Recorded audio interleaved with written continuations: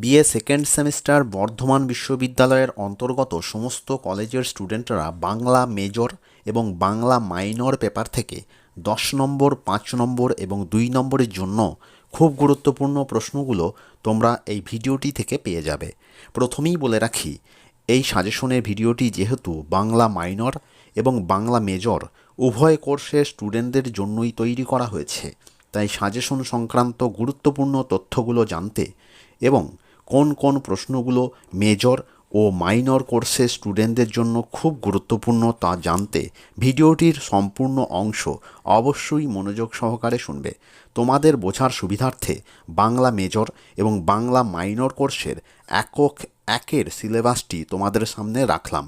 তোমরা সিলেবাস দুটো দেখে বুঝতে পারছো যে বাংলা মেজর এবং বাংলা মাইনরদের জন্য সিলেবাসটি সম্পূর্ণ একই, তবে বাংলা মেজর কোর্সের জন্য ভাগবত অংশটি অতিরিক্ত হিসাবে আছে, যেটা বাংলা মাইনর কোর্সে স্টুডেন্টদের পড়তে হবে না।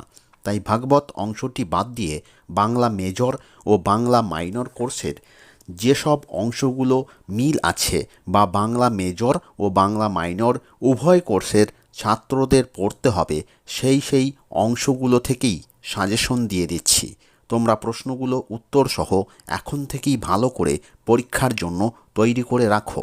সাজেশনের প্রথমেই আলোচনা করব যুগ বিভাগ, কালসীমা ও নিদর্শন যুগ বিভাগের তাৎপর্য অংশ থেকে গুরুত্বপূর্ণ প্রশ্নগুলো সম্বন্ধে। এই অংশ থেকে 10 নম্বরের জন্য একটি প্রশ্ন এবং 5 নম্বরের জন্য একটি প্রশ্ন বাছাই করেছি। প্রশ্নগুলো বলে দিচ্ছি। 10 নম্বরের জন্য গুরুত্বপূর্ণ প্রশ্নটি হলো বাংলার প্রাচীন ও মধ্যযুগের সাহিত্যের বৈশিষ্ট্য লেখো। এই প্রশ্নটির বিকল্প প্রশ্নটি হলো, বা এই প্রশ্নটি পরীক্ষায় অন্য যেভাবে আসতে পারে, সেই প্রশ্নটি হলো প্রাচীন ও মধ্যযুগের বাংলা সাহিত্যের সঙ্গে ধর্মের সম্পর্ক ছিল কি, ব্যাখ্যা করো। এবার চলে যাই 5 নম্বরের জন্য গুরুত্বপূর্ণ প্রশ্নতে। 5 নম্বরের জন্য গুরুত্বপূর্ণ প্রশ্নটি হলো ত্রয়োদশ ও চতুর্দশ শতাব্দীকে অন্ধকার যুগ নামে অভিহিত করা যায় কি না বিচার করো। এবার আলোচনা করব যুগ বিভাগ থেকে 2 নম্বরের জন্য খুব গুরুত্বপূর্ণ প্রশ্নগুলো সম্বন্ধে।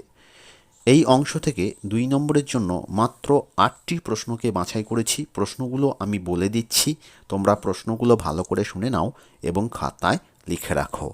2 নম্বরের জন্য গুরুত্বপূর্ণ প্রথম বা 1 নম্বর প্রশ্নটি হলো সাহিত্যের যুগ বিভাগ বলতে কী বোঝো। 2 নম্বর প্রশ্ন, বাংলা সাহিত্যের ইতিহাসে যুগের শ্রেণী বিভাগ করো। 3 নম্বর প্রশ্ন, বাংলা সাহিত্যে আধুনিক যুগ কবে শুরু হয় এবং আধুনিক যুগের সূচনা কাদের দ্বারা হয়। 4 নম্বর প্রশ্ন, বাংলা সাহিত্যে আদি, মধ্য ও আধুনিক যুগের সাহিত্য নিদর্শন উল্লেখ করো। এর সাথে আরেকটি প্রশ্ন রেখেছি, প্রশ্নটিও শুনে নাও। আদি মধ্য বাংলা ভাষার পরিচয় কোন গ্রন্থে পাওয়া যায়? গ্রন্থটির লেখকের নাম লেখো। 5 নম্বর প্রশ্ন, প্রাক চৈতন্য এবং চৈতন্য পর্বের সাহিত্য নিদর্শনগুলি লেখো। 6 নম্বর প্রশ্ন, রবীন্দ্র যুগের বিশেষত্ব লেখো। 7 নম্বর প্রশ্ন, বাংলা গদ্য সাহিত্যের প্রস্তুতি পর্বে কার ভূমিকা উল্লেখযোগ্য ছিল?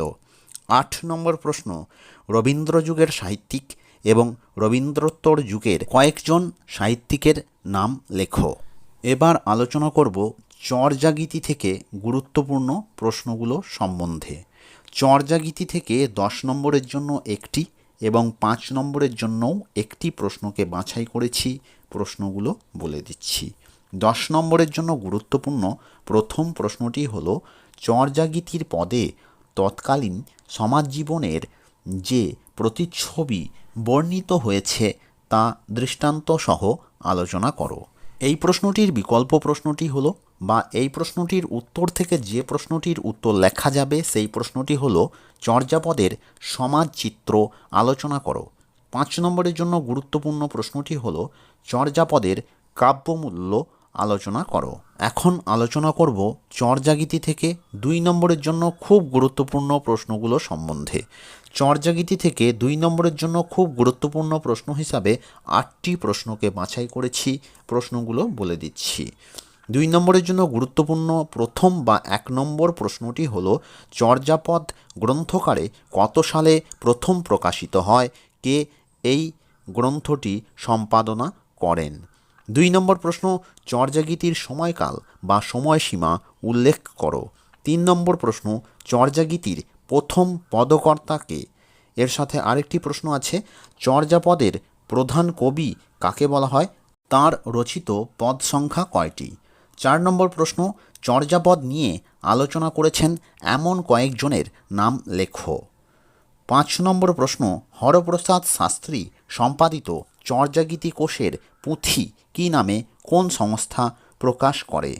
6 নম্বর প্রশ্ন চর্যাগীতির প্রাপ্ত পুঁথিটি সঙ্গত নাম কি, কোন সূত্র থেকে এটা পাওয়া যায়?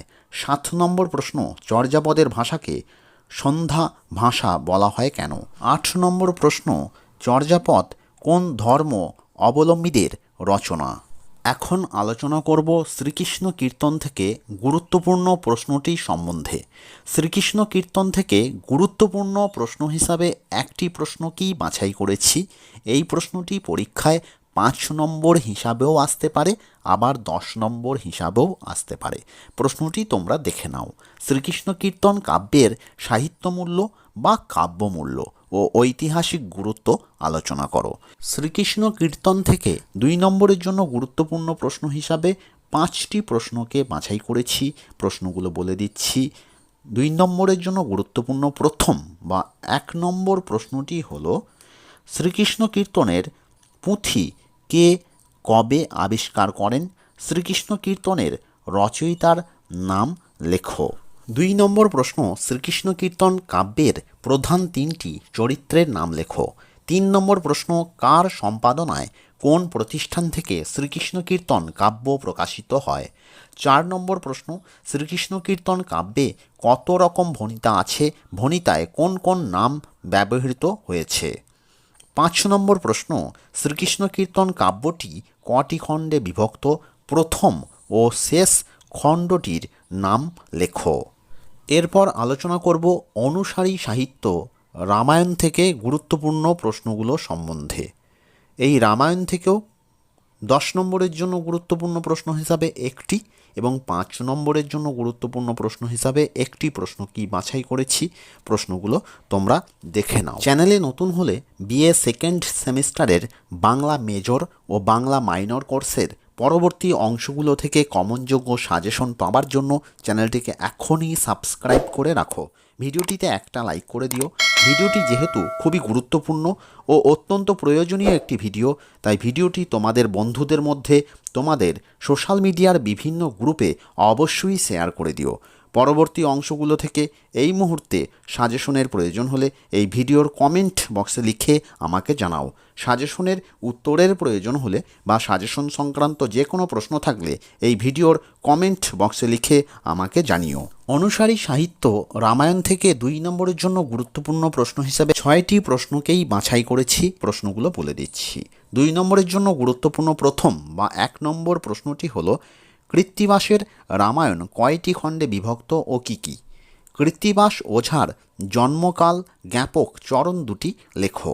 2 নম্বর প্রশ্ন আনুমানিক কোন সময়ে কবি কৃত্তিবাস আবির্ভূত হয়েছিলেন? 3 নম্বর প্রশ্ন কার নির্দেশে কৃত্তিবাস শ্রীরাম পাঁচালী লেখেন? 4 নম্বর প্রশ্ন কৃত্তিবাস কি বাল্মীকির রামায়ণের আক্ষরিক অনুবাদ করেছিলেন? 5 নম্বর প্রশ্ন কৃত্তিবাসের আত্মবিবরণী সর্বপ্রথম কে কবে প্রকাশ করেন? 6 নম্বর প্রশ্ন বাংলা রামায়ণের শ্রেষ্ঠ অনুবাদক কে? তাঁর অনুদিত গ্রন্থটির নাম লেখো। এখন আলোচনা করব অনুসারী সাহিত্য মহাভারত থেকে খুব গুরুত্বপূর্ণ প্রশ্নগুলো সম্বন্ধে। মহাভারত থেকে 10 নম্বরের জন্য গুরুত্বপূর্ণ প্রশ্ন হিসাবে একটি প্রশ্নকেই বাছাই করেছি। প্রশ্নটি বলে দিচ্ছি। কাশিরাম দাসের মহাভারত কাব্যের মূল বৈশিষ্ট্যগুলি ব্যাখ্যা করো বা তাঁর কবি প্রতিভার পরিচয় দাও। এই প্রশ্নটির বিকল্প প্রশ্নটি হলো মহাভারতের শ্রেষ্ঠ অনুবাদককে, তাঁর মহাভারত অনুবাদের বিশেষত্ব আলোচনা করো। মহাভারত থেকে 5 নম্বরের জন্য গুরুত্বপূর্ণ প্রশ্নটি হলো কাশিরাম দাস রচিত মহাভারতে কতটা বাঙালি আনার প্রকাশ ঘটেছে তা আলোচনা করো। অনুসারী সাহিত্য মহাভারত থেকে 2 নম্বরের জন্য গুরুত্বপূর্ণ প্রশ্ন হিসাবে 6টি প্রশ্নকে বাছাই করেছি, প্রশ্নগুলো বলে দিচ্ছি। 2 নম্বরের জন্য গুরুত্বপূর্ণ প্রথম বা 1 নম্বর প্রশ্নটি হলো কাশিরাম দাস কোন শতাব্দীতে আবির্ভূত হন? তিনি কোন কবির অনুসরণে কাব্যটি রচনা করেন? 2 নম্বর প্রশ্ন, কাশিরাম দাস মহাভারতের কতটা অনুবাদ করেন এবং বাকি অংশটা কে বা কারা রচনা করেন? 3 নম্বর প্রশ্ন, সংস্কৃত মহাভারতের সঙ্গে কাশিরাম দাসের মহাভারতের স্বতন্ত্র কোথায়? 4 নম্বর প্রশ্ন, কাশিরাম দাসের মহাভারতের নামটি কি? এটি কবে কোথায় মুদ্রিত হয়? 5 নম্বর প্রশ্ন, কাশিরাম দাসের মহাভারতের বৃহত্তম পর্ব ও ক্ষুদ্রতম পর্বের নাম লেখো। 6 নম্বর প্রশ্ন, মহাভারতের প্রথম বাংলা অনুবাদক কে? তিনি কোন সময়ে তাঁর অনুবাদ কর্ম সম্পাদন করেন?